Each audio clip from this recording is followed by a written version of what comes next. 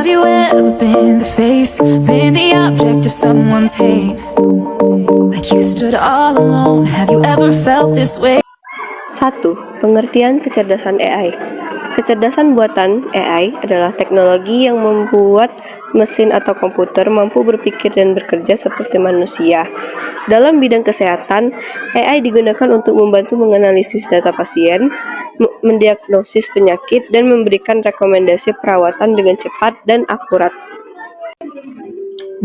Kecerdasan AI dalam kesehatan. 1950-an, AI mulai diperkenalkan sebagai konsep komputer yang bisa berpikir. 1970 sampai 1980-an muncul sistem pakar medis pertama seperti Meichin yang membantu diagnosis infeksi. 2000-an, komputer dan internet berkembang. AI digunakan untuk membaca data medis dan gambar radiologi. 2010 sampai sekarang, AI menjadi semakin canggih dengan machine learning dan deep learning, mampu membaca ronsen, memprediksi penyakit, dan mengelola rekam medis digital. 3. Dampak positif. Diagnosa lebih cepat dan akurat, misalnya membaca CT scan atau MRI, membantu dokter memutuskan perawatan terbaik, mempercepat penelitian obat, monitoring pasien jarak jauh melalui aplikasi kesehatan, mengurangi kesalahan manusia dalam pencatatan data. 4. Dampak negatif. Ketergantungan berlebihan pada teknologi, risiko kebocoran data kesehatan jika keamanan kurang, mengurangi interaksi langsung antara dokter dan pasien, memerlukan biaya tinggi untuk pengembangan dan penggunaan.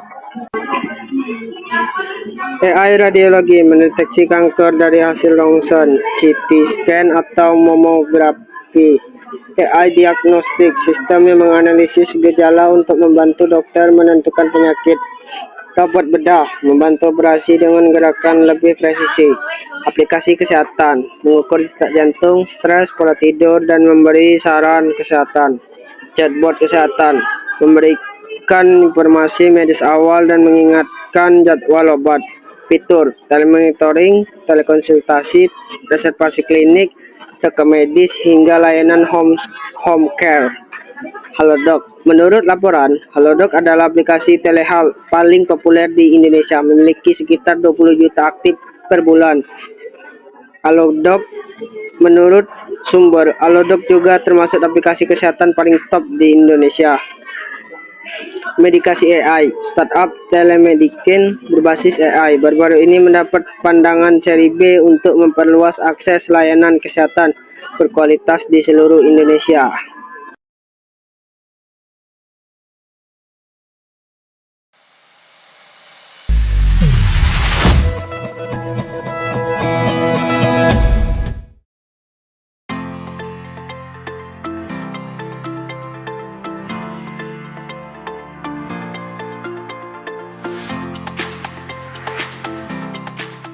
Sembilan tahun yang lalu, Halodoc hadir di Indonesia sebagai perusahaan teknologi yang misinya jelas, simplifying access to healthcare.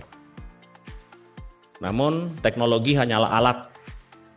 Jantung dari layanan kesehatan tentunya para dokter, di mana teknologi hadir untuk mendukung mereka yang berdedikasi serta memperkuat tangan-tangan yang memberikan layanan kesehatan.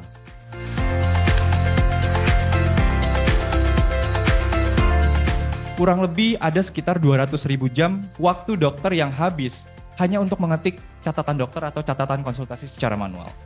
Dan hari ini kami juga dengan bangga memperkenalkan ikhtiar terbaru kami, sebuah ikhtiar kami untuk terus menyederhanakan akses kesehatan di Indonesia yang kami sebut sebagai AIDA. AIDA itu apa? AIDA itu singkatannya adalah AI Doctor Assistant. Tujuan utama kita adalah membantu dokter untuk bisa memberikan pelayanan kesehatan yang lebih baik kepada pasien.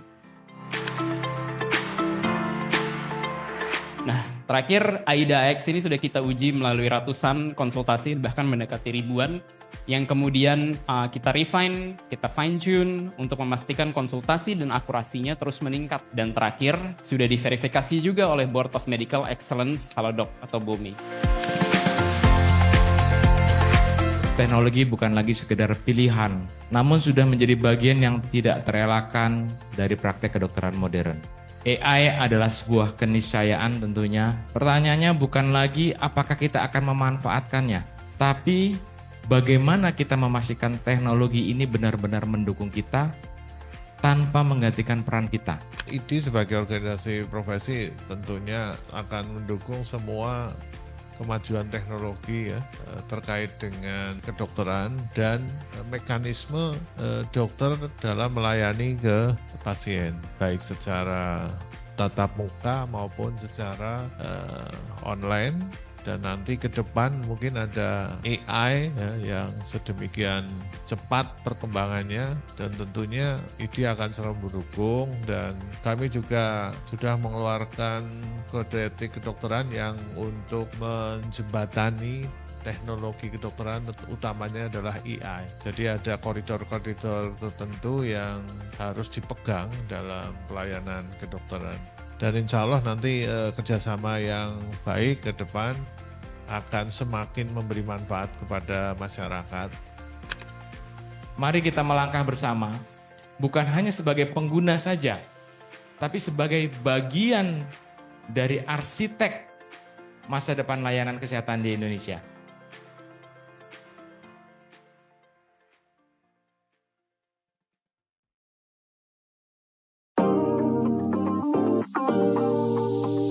Pada video tutorial kali ini, kami akan membahas mengenai chatbot artificial intelligence atau AI. Fitur ini memungkinkan AI menjawab pertanyaan pelanggan berdasarkan pengetahuan dan instruksi yang telah Anda latih sebelumnya.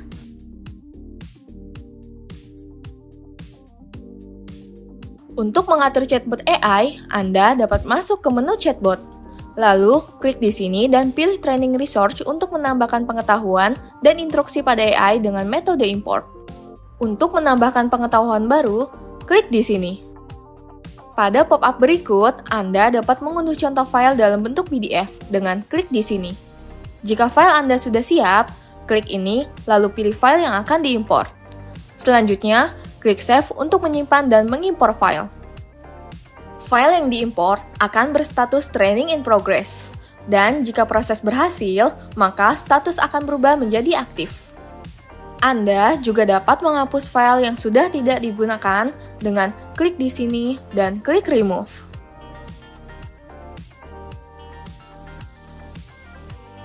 Selain dengan metode import, Anda juga dapat menambahkan instruksi secara custom. Untuk mengaturnya, Anda dapat masuk ke halaman chatbot. Lalu, klik ini dan pilih ini. Selanjutnya, Anda dapat melihat pengaturan seperti ini.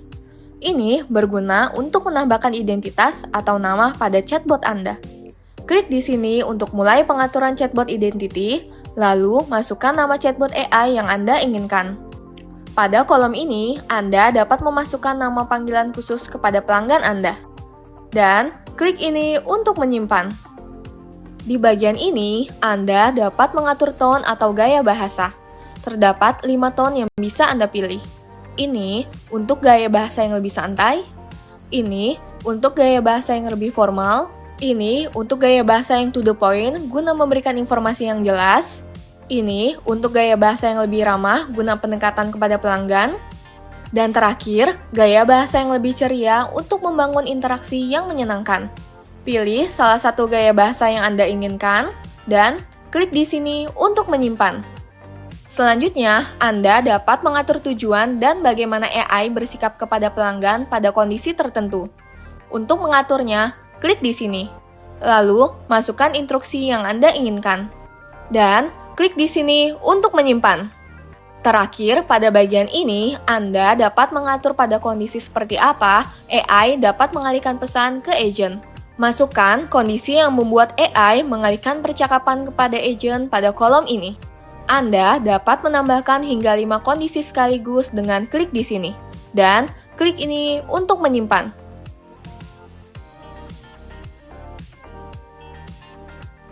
Setelah instruksi sudah dibuat, selanjutnya Anda dapat mengatur AI pada percakapan yang telah dibuat pada menu chatbot. Untuk mengaktifkannya, masuk ke menu chatbot dan klik di sini. Lalu, pilih salah satu conversation yang ingin diterapkan AI. Klik pada bagian ini, kemudian geser toggle ini untuk mengaktifkan AI pada percakapan chatbot. dan klik ini untuk menyimpan. Maka, AI tersebut sudah berhasil diterapkan pada percakapan. Dan percakapan yang telah diterapkan AI akan terlihat seperti ini. Demikian penjelasan cara mengatur AI pada chatbot Omni-Channel Kontak. Untuk mempelajari fitur ini lebih lanjut, kunjungi Kontak Catbooks. Di sini, Anda juga dapat mempelajari berbagai macam fitur kontak lainnya. Untuk info selanjutnya, hubungi tim support kami.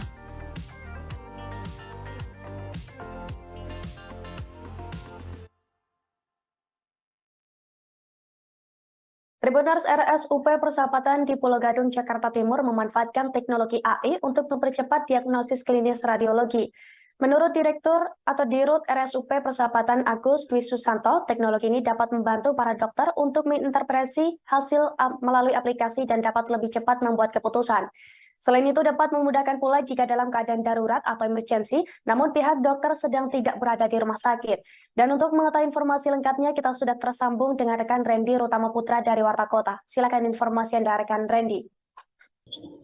Ya baik, terima kasih rekan Ariska dan selamat siang Tribuners. Ya, Rumah Sakit Umum Pusat Persahabatan yang berlokasi di Kecamatan Pulau Gadung, Jakarta Timur telah menggunakan aplikasi atau sistem AI atau bisa kita kenal dengan Artificial Intelligence atau disingkat dengan AI, yang dimana aplikasi tersebut atau teknologi tersebut ini sudah dimanfaatkan oleh RSUP dalam mendapatkan diagnosis klinis. Hasilnya, untuk mendapatkan diagnosis klinis tersebut, RSUP khususnya para dokter spesialis bisa mendapatkan hasil hanya lebih kurang 10 detik. Hal tersebut dikatakan Direktur Utama RSUP Persahabatan, yakni Bapak Agus Dwi Susanto, yang dimana teknologi tersebut tentunya membantu para dokter untuk menginterpretasikan hasil melalui aplikasi tersebut. Yang dimana aplikasi ini juga membantu khususnya para dokter terlebih dalam kurun waktu 24 jam beroperasi dalam menyampaikan pelayanan kepada para pasien. Terkhususnya apabila terdapat suatu emergensi atau aktivitas atau kegiatan yang darurat, aplikasi ini sangat membantu, mengingat jika situasi tersebut pihak dokter tidak dalam situasi atau berada di lokasi, namun bisa mengirimkan hasilnya melalui menggunakan sistem AI ini, dan kemudian hasilnya bisa dikirimkan melalui internet. Selanjutnya, menanggapi hal tersebut, Menteri Kesehatan Republik Indonesia, Menkes RI, yakni Bapak Budi Gunadi Sadikin, mengatakan bahwa AI ini dapat mempermudah kinerja dokter, terlebih jika database yang dimiliki dalam sistem ini sudah terus-menerus begitu banyak, sehingga yang tadinya jangka waktu 10 detik, apabila database didapati lebih banyak atau sudah diterapkan terus-menerus, akan bisa lebih mempercepat mendapatkan hasil yang tentunya maksimal. Diharapkan ke depannya oleh Menkes RI, sistem seperti ini dapat dikembangkan oleh seluruhan rumah sakit yang ada terkhususnya di Indonesia. Mungkin saja rekan Ariska yang bisa disampaikan kembali ke studio. Baik, terima kasih atas informasi Anda, rekan Randy Rutama Putra dari Warta Kota.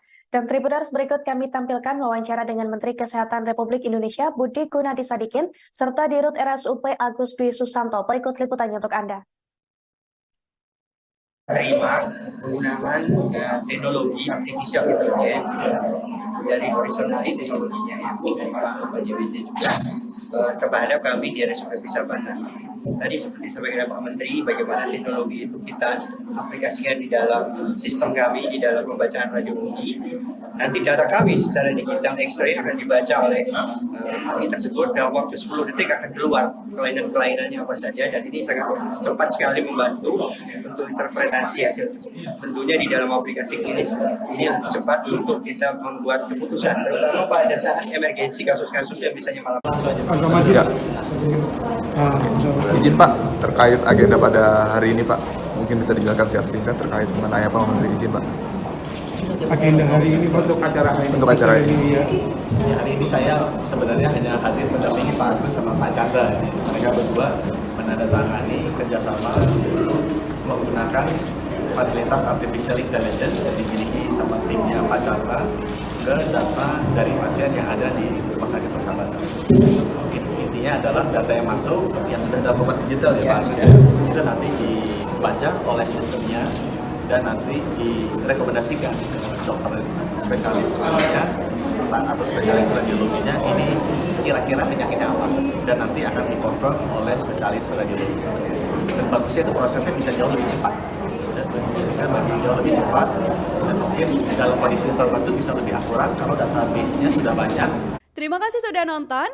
Jangan lupa like, subscribe, dan share ya.